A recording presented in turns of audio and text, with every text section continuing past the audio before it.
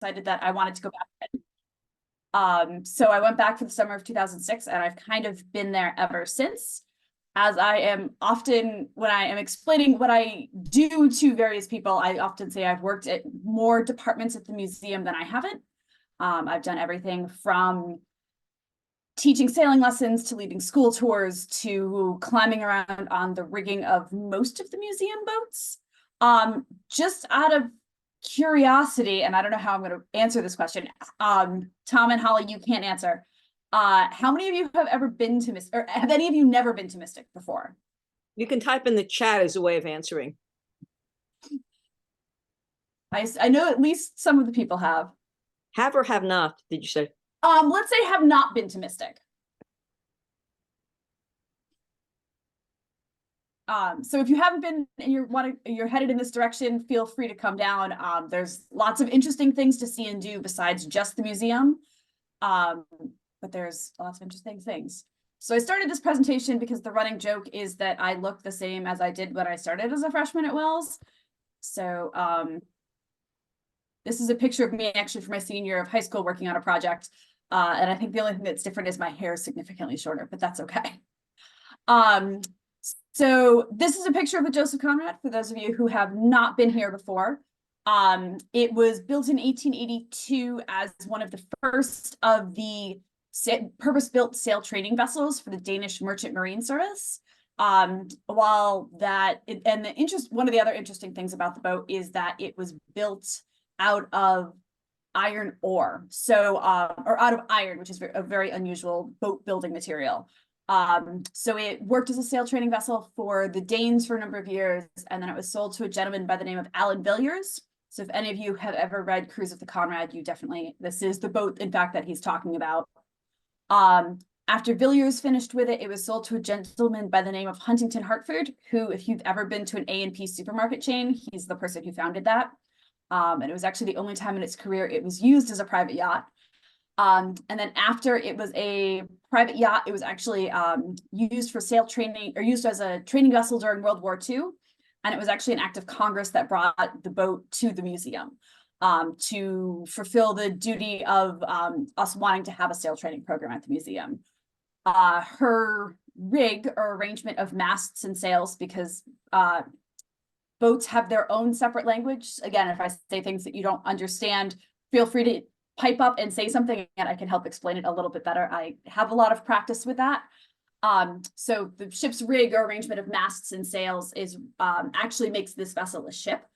A ship is any vessel with 3 or more masts that have square sails from which yards hang on, or square sails which hang from the yards, which are perpendicular to the keel when they're at rest. So these horizontal pieces here are what the sails would hang from. Conrad currently looks significantly different than this for a number of reasons, but she's still here at the museum and still doing the same job. So after I did my second summer working for the Conrad program, I also was working part-time with the museum's interpretation team. They are the group of people, they are the department at the museum that are in the exhibits. So for instance, in our blacksmith shop, or in the print shop, or in the carve shop, or in the Buckingham House, or in some of our other exhibits, and they're the people who do the talking to the public. So having done a number of public speaking things in high school and then more at Wells with various projects, it's something I am obviously very comfortable with, and I've gotten only more so over the years. So as part of the interpretation team, what I worked with, or the group that I worked with, was called the has had many different names over the year, but it's what I know it as is the demonstration squad. So they are the group of people who demonstrate all of the sailor activities. So for instance, on the Conrad, they would actually climb up into the rigging of the Conrad and set sails and demonstrate what it would be like for sailors to go up and perform those activities. Setting sails, rowing boats, dropping an anchor, and then bringing an anchor back up again, demonstrating shore to ship life-saving skills. And I did that, or worked with that group, and in some of the other exhibits for a number of years. I was actually the blacksmith one whole quarter and I was the one who was working with school kids who were coming through. So nothing quite as nothing quite like keeping you on your toes, like working with fourth graders coming in and around hot metal. So things I never thought I would learn when I graduated from Wells, things, boat rigs I kind of knew some of, but definitely never thought I was going to be working with metal, even though I'm an art history major and had done sculpture classes that didn't really seem like a thing. But I'm fortunate enough in that some of what I did because of a liberal arts education is transferred over pretty well. So I worked with the interpretation team. I also would work with the education department, leading school groups through, because we do a lot of programs with school kids. Specifically, I think most fourth graders come through the museum at some point in time if they live in the state of Connecticut. And we've done a lot of work in recent years to work with grant funding to help get even more kids through the doors here to come experience what we have. And it's been kind of fun to see all those programs kind of learn and grow. I also spent some time working in our membership department and realized that sitting in front of a computer and doing the same sort of data entry things day in and day out was absolutely not what I wanted to do, which was, I think, a good life skill to learn. And I'm still happy I made that decision. And then I started working down in the museum shipyard, which is the portion of the campus where I am still at and where my colleague Tom Daniels also works. So I started off in the shipyard as a seasonal assistant helping out with a project, specifically helping to downrig the Charles W. Morgan, which is the vessel you can see in the background here. And that's done with the job I did. And Morgan was being downrigged in the fall of 2008 as part of a multi-year restoration of the vessel. The vessel was built in 1841 and is a National Historic Landmark in its own right, but is actually the last of the whaling fleet. So anyone who's ever read Moby Dick, the vessel that Melville sailed on was built in the same yard as the Morgan about 6 months before. So when Melville talks about whaling voyages in Moby Dick, he actually has a very accurate description because he literally went and lived on one. And I have a colleague who would kill me for saying this because she is a Moby Dick scholar, but reading Moby Dick is a lot like a whaling voyage, long periods of not a whole lot going on, punctuated by short periods of intense activity. If you haven't read it and are interested, I would actually highly suggest listening to it. I find Melville, I have found that much more entertaining because the jokes come through a little bit better than I ever did trying to read the book. And along those lines, there are a number of places who do Moby Dick marathons. The museum happens to do one on the last day of July into the first day of August every year because Melville's birthday is August 1st, and it is a 24-hour reading on board the Charles W. Morgan. So you too can come visit and take part and read a chapter of Moby Dick at like 2 o'clock in the morning if you want, or if not, that works too. So other things I've done in and amongst doing some rigging work, I had helped out with the museum's gala. This is a picture of me walking around with a big fancy book that was being auctioned off. This is me helping out with another museum event because I am the person who can't seem to say no to things. So I learned how to drive the museum's 1929 model AA truck for this event, and I will still occasionally do it otherwise. This was a rum runners rendezvous as part of one of our big events that we've had in the summer, which is not happening this year, but will probably come back again soon. What else did I put in here? This is a picture. I'm in the one in the blue shirt. This was a bunch of the people from the demonstration squad to give you an idea of the sort of activities we did, literally climbing out on the front of boats. And yes, I have no issue with heights.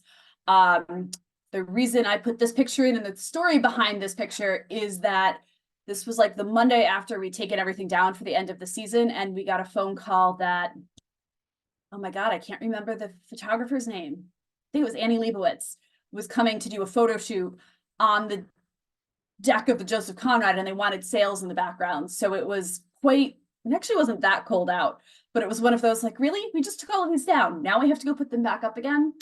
And I think it's kind of a fun picture of some of the crew who were involved in all of those sorts of shenanigans.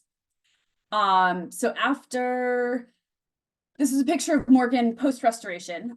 So Morgan was hauled in 2008 and launched in July 20th of 2013.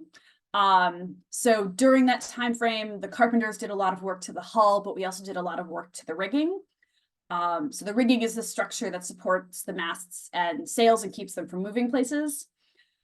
So the masts on Morgan are actually made in there are sections to it. There's no way to get one tree that is that tall. The rig's height is 110 feet, I believe, at the tallest.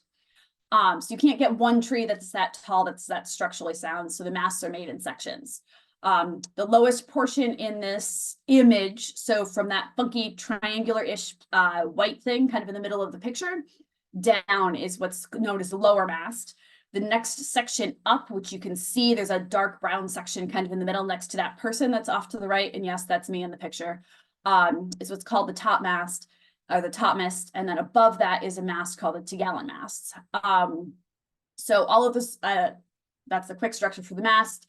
The shrouds are the pieces of wire or other material that keep the mast from moving side to side. So in this picture, we are looking towards the front of the boat. So the shrouds are the pieces that come down on the sides. The other part you kind of can't see in this picture are the stays. Actually, you can. There's one that runs from the left, little just past the left of center, kind of straight down to the base of the lower mast.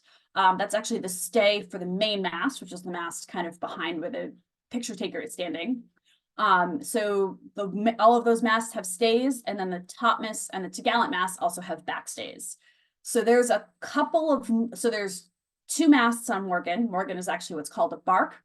So any vessel with 3 or more masts, which has square sails on all of them, except for the mast closest to the back of the boat, or the aftmost mast, which just has fore and aft sails, or sails when they're at rest that stay in line with the backbone of the boat, or the keel.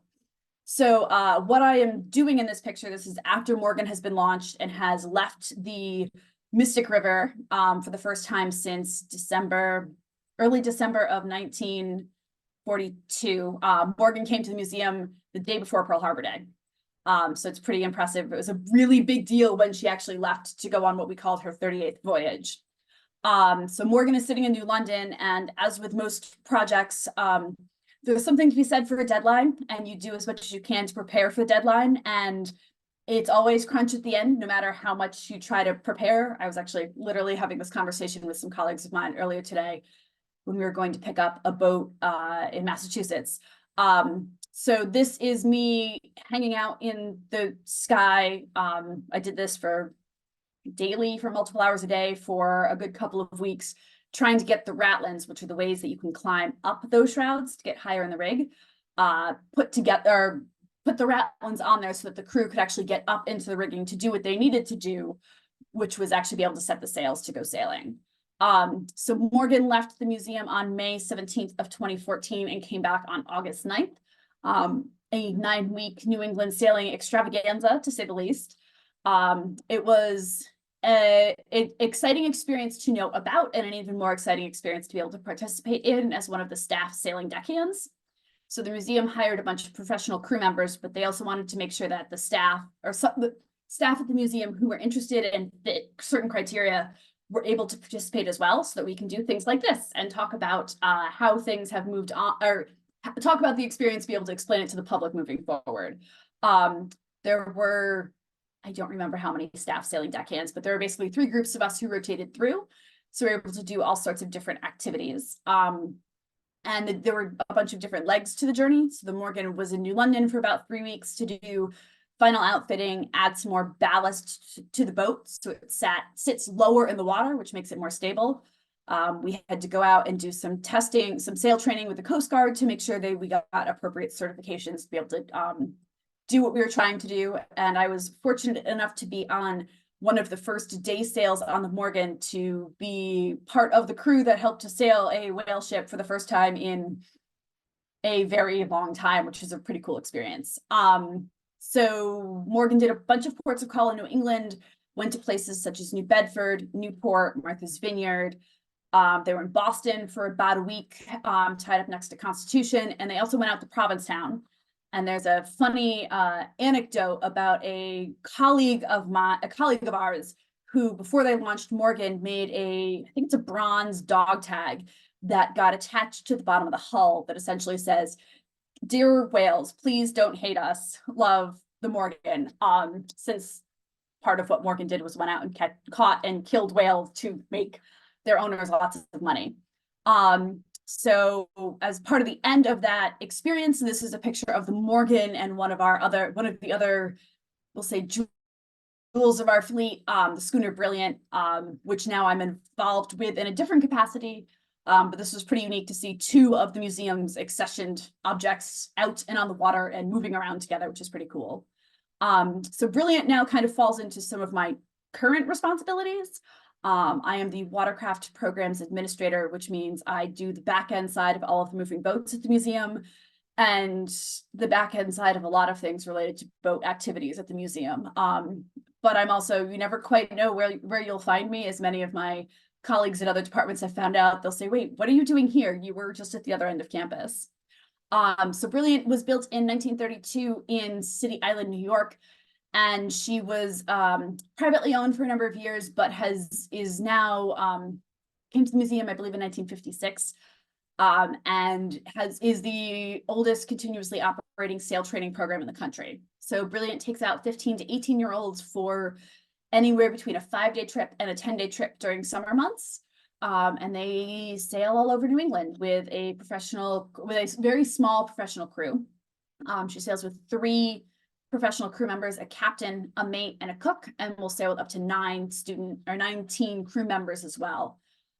Because of the Coast Guard and Coast Guard regulations, we're actually fairly strict on ages for people who participate, especially on the lower end, because everybody needs to be able to pay attention and follow commands, even if it is at like 2 o'clock in the morning and you're tired. You need to be able to kind of follow along with what's going on, because they are part of the vessel's crew and part of the safety component of all of that. So I am responsible for working with the captain to come up with a schedule for every summer, and work with our reservations team to help make sure that all of the program participants have everything that they need to fill out ahead of when they come in, and make sure that I communicate with the parents to make it so the captain doesn't have to. So that's some of what I do. This vessel right here is was another vessel I was fortunate enough to be part of its restoration. If you've ever been to Plymouth Plantation, you've probably seen Mayflower 2 there. If you've been to Plymouth Plantation, if you haven't been back to Plymouth Plantation since 2020, the Mayflower that you may remember you might remember it being a lot less colorful. So Mayflower, sorry, came to the museum for the first time the winter of 2014, 2015. As you probably are aware, Mayflower and Pilgrims, there's a big holiday in late October, or late November, that the Pilgrims kind of need to be in Plymouth for. And then after that, they're able to kind of free up their vessel. They were able to free up the vessel and bring it down to Mystic for the winter for us to do some kind of exploratory, let's see what's going on with this boat sort of work. Mayflower had to return to Plymouth in the spring of 2015. They repeated the process again, winter 15-16. Same kind of sort of, let's figure out what's going on, do some more work, do some more planning, because we knew it was going to be a big multi-year project. But kind of had to break it up into smaller chunks. I believe they came back winter 15-16. Does that sound? No, and so what happens is they came back in, I believe it was 2015, with plans to actually stay in Mystic for multiple years. So for those of you who haven't been to Plymouth, Massachusetts, or ever been to Plymouth Plantation, Plymouth Plantation is in one part of the town and the boat is in a different part of the town, but they're both owned by the same organization. Sorry, Plymouth Patuxent, not Plymouth Plantation. They changed their name and I keep forgetting that. In any case, so the fact that the boat was not in downtown Plymouth was actually a very big deal, not just to the parent organization, because it's a separate ticketed thing that people can go do, but it is also enough of a draw in its own right that the town of Plymouth actually had some things to say about it as well. So as I said, this is Mayflower 2, a replica that was built in 1957 over in England, and essentially the short version of the story was given to the US as a thank you for all of our help during World War II, is the quick and easy version of that story. It's more complicated, more complex, but that's the 50-cent version. So Mayflower was at the museum for a number of years, launched in the fall of 2019, with plans to return to Plymouth and do a big whole Southern New England excursion similar to what Mayflower had. But then we had this pesky thing called COVID that came through, which kind of foiled all of their plans. They had great plans to go like sailing in company with Constitution in Boston and do some other activities. However, they did still need to get the boat back to Plymouth during the summer of 2020. So I once again managed, after having been one of the, not the lead rigger on this project, but I was pretty heavily involved in like the project management side of the rigging project. I was fortunate enough to be able to be part of the professional crew to actually help bring the boat back to Plymouth, Massachusetts. It was quite interesting to quarantine and work with a group of people in very close proximity during the summer of 2020. We were just glad it was warm enough we could all kind of be outside. We had, don't remember how many crew members. I think it was probably about 20 of us. A captain, 3 mates. Yeah, it was probably about 20 crew members in total.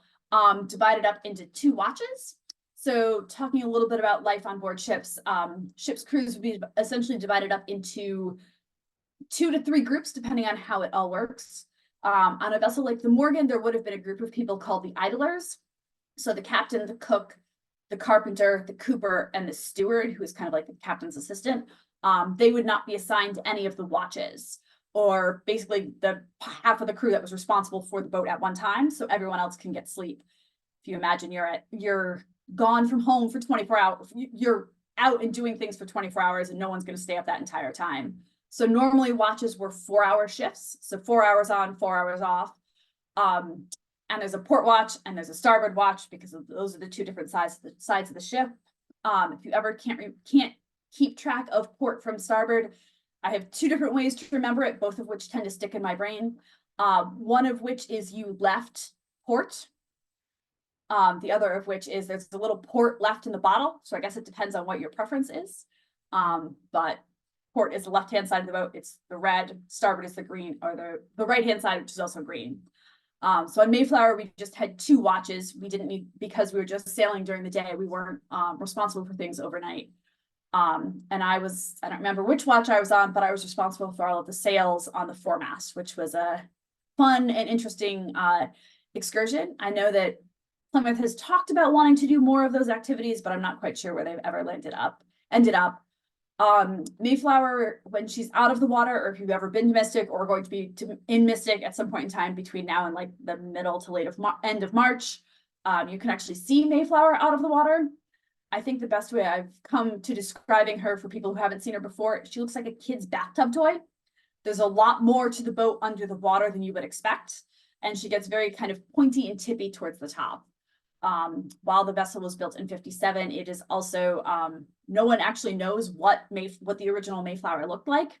So this is William Avery Baker's best guess as to what the vessel looked like based on records from the time. And yes, the vessel would in fact have been this colorful and not solid color, not monochromatic.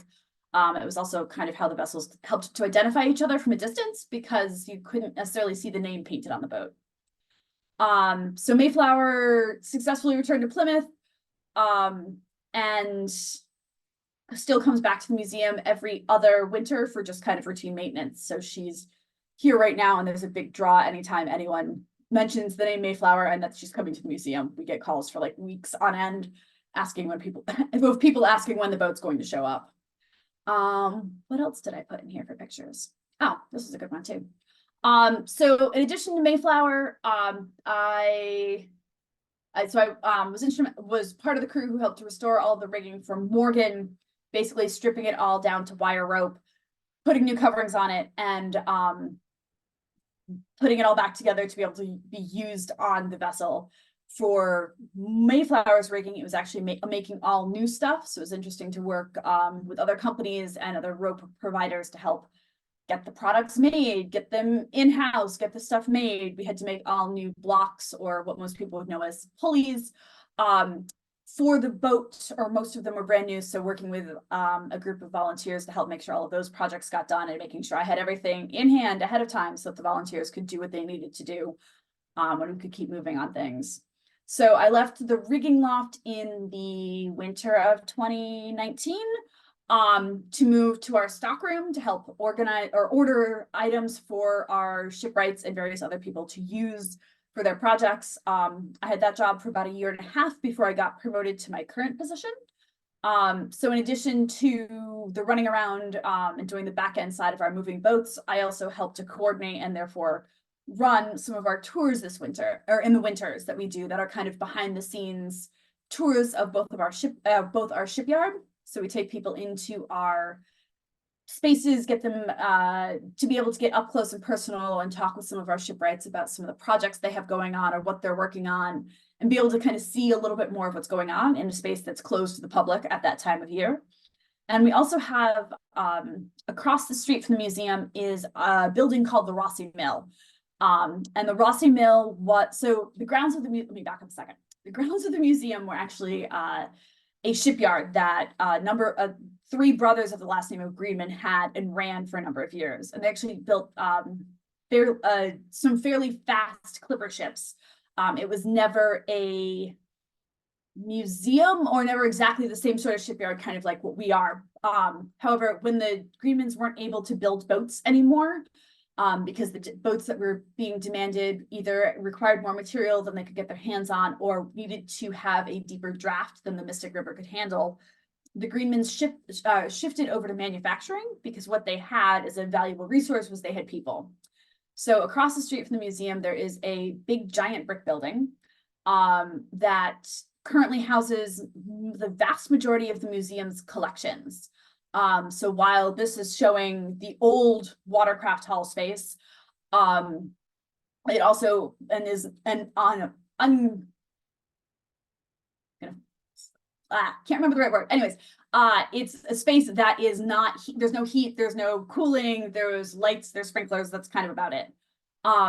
There's also a large portion of the building that has actually been modified and can handle, it's all climate controlled environment to be able to handle our library collection, our ship's plans collection, objects, artifacts, art pieces, because we have everything from ship models from really tiny to really large, of fairly extensive library collection, and things like whale eyeballs and whale kidney stones and scrimshaw, lots of scrimshaw, and also a very large collection, what's called the Rosenfeld collection of maritime photography. So that's most of that building, but we also have a large collection of boats. Museum's watercraft collection right now is probably pushing 560 plus boats. They range in age from 1824 is the oldest one in the collection. The newest boat in the collection was built in 2010. So pretty big age range in there. Vessels, materials range from obviously a lot of wooden boats, because that was a pretty common material for a long time. We have at least one birch bark canoe. We have a couple of sealskin kayaks. We have a walrus skin umiak. We have some tin boats. We have some steel boats. We obviously have fiberglass boats. And they have come to us from kind of all over the place. Probably the boat that's from the furthest away is a relatively recent addition to our collection. And it was a boat that washed up on the Oregon coast a couple of years ago. That's from Japan. It was part of the big tsunamis that were like 10 years ago. I don't think it was quite Fukushima, but it may have been that time frame. There's too many other bits of information that stick in my brain. But in any case, it was washed ashore in Oregon, and we decided that we wanted it, and had to go through a whole big process of trying to get that boat with all of the marine life growth on it, because we wanted to show the marine life growth, but we were never going to put it in the water again. So hence the challenge of trying to get it from Oregon to Connecticut. And it's actually on display out in connection with one of our current exhibits, talking about marine life and how it moves from place to place and invasive species and things like that. So it's been interesting to have that. So I am routinely found, especially this winter, on Friday afternoons, giving tours of either our shipyard or our watercraft hall. But the boats in there, some of the other interesting boats that are in there, we have a vessel that was owned by FDR.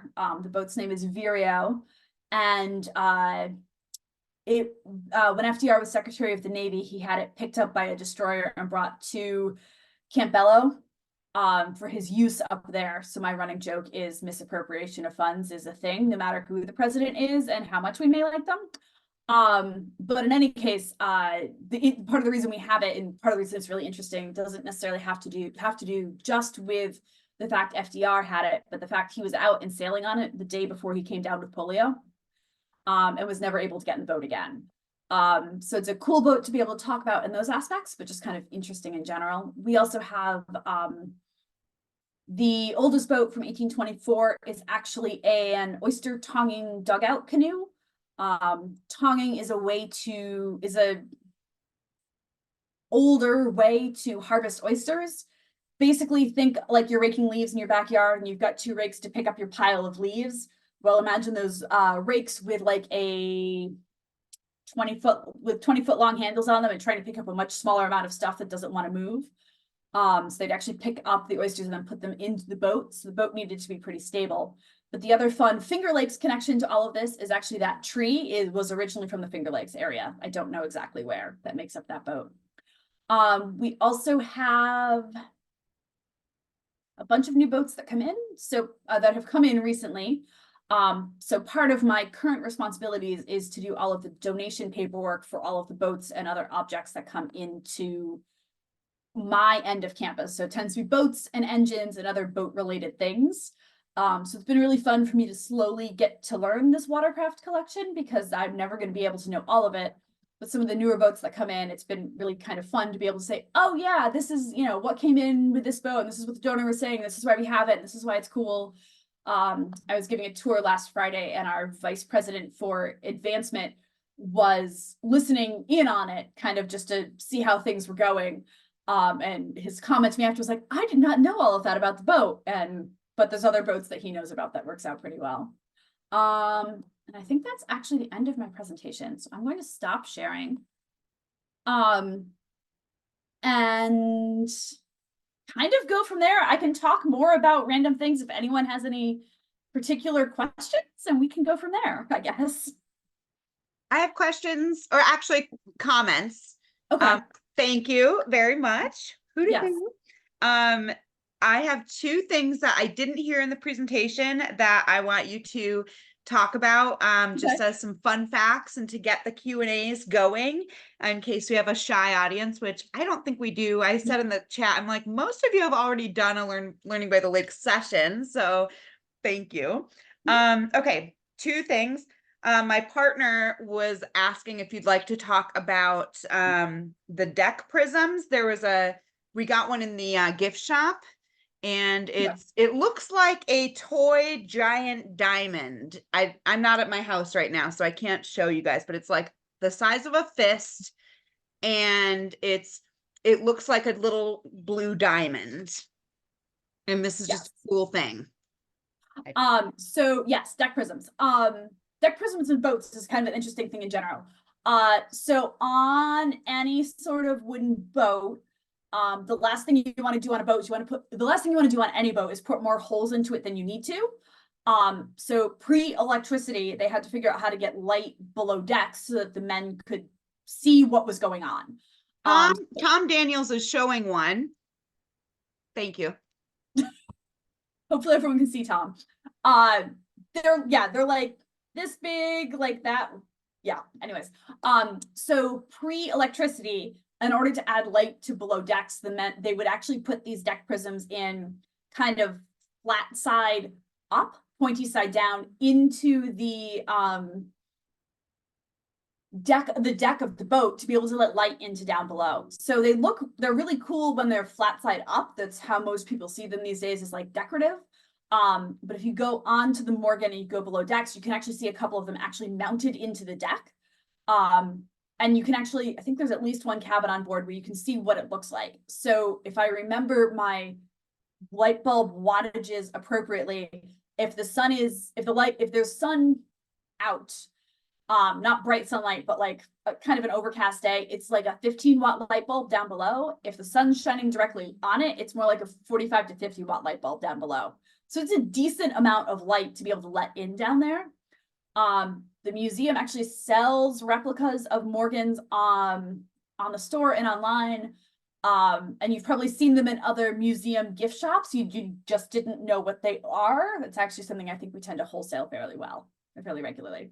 Is that because the prism allows or creates more light than just a regular pane of clear glass? Yep. And it's also because it's so yeah, there's definitely the prism aspect to it as well.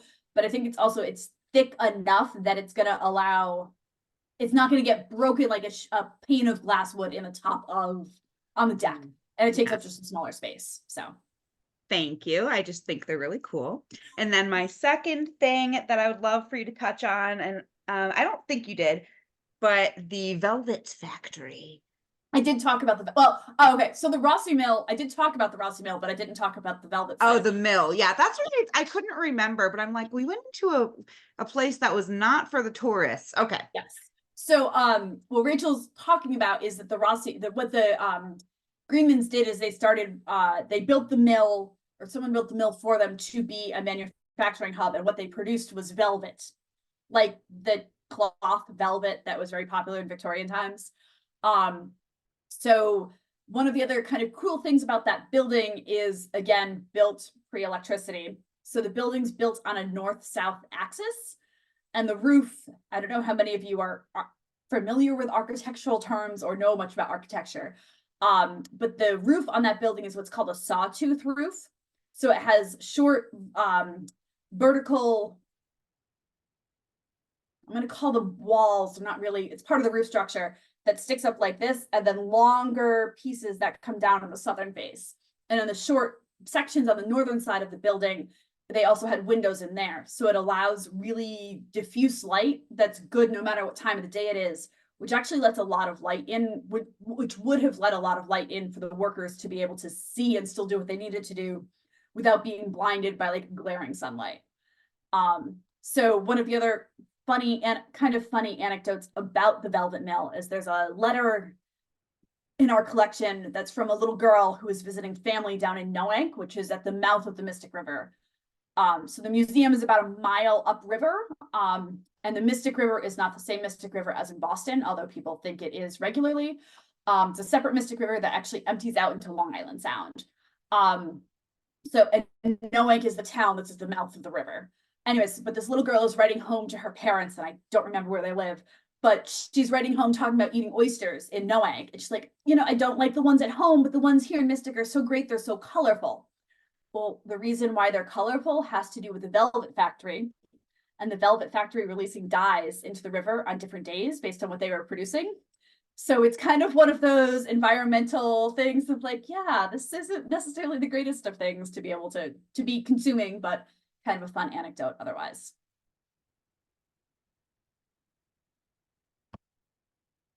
Sarah, question. Okay. Is the museum funded? What type of funding sources do you utilize? Any and all of them. So the museum was founded in 1929, and we have a fairly sizable endowment that we are able to, I think we're trying to draw for less than 5, somewhere between 4 and 5% from. We also have, because we are a museum and we are open to the public, we do rely pretty heavily on admission to help with some of this. And there is always fundraising going on for various projects and various things in general. I think right now we have at least 2 to 3 major campaigns that I am aware of for project specific funding. So the Watercraft Hall that I was talking about in that whole project, we're actually working on trying to get that to be a space that doesn't require someone to lead the public through it. So we're trying to get that to be much more accessible and to be able to display a lot of the boats that are up there. I think we're actually moving, thanks to a generous donation, I think that project all of a sudden got put on higher demand, and I think we're going to be starting to move forward with some of that actually this spring, which is pretty exciting. It's going to mean it's going to be a little bit more crazy before it ever calms down around here. We're also actively fundraising for the LA Dutton, which is one of our other National Historic Landmark vessels. She was built in 1921 in, oh my God, I think Essex, Massachusetts, or maybe Gloucester, I can't remember. And she was built as a fishing vessel, so meant to go out and catch fish. Think along, if any of you have ever seen Captain's Courageous, the old black and white movie. If you haven't, it's actually fascinating and a very good depiction of what life was like on a fishing vessel. But Dutton is undergoing the first major restoration since she came here in the 60s. So we pulled her out of the water last winter. And that restoration project is probably going to be a 10-year project. For any one of a number of reasons that, thank you, Tom, for confirming that I was right the first time.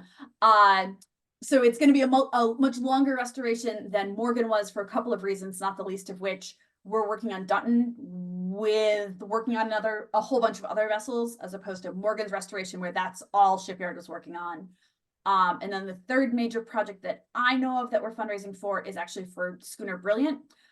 She needs, as a vessel, as anything that is over 90 years old, she needs some pretty major work done to her. Not the other kind of cool thing about Brilliant is she's never actually had any restoration work done to her.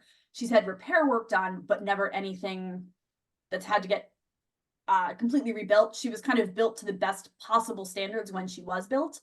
And she's basically the reason the yard that she was built at survived the Great Depression. Because someone paid to have everything done to like the nth degree. But she's scheduled for a 9-month restoration starting this fall, to kind of get her fix some things that the Coast Guard has kind of been keeping eyes on for a long time. That they're at the point where like we should actually probably do some stuff with that. So that answers the fundraising question, I think.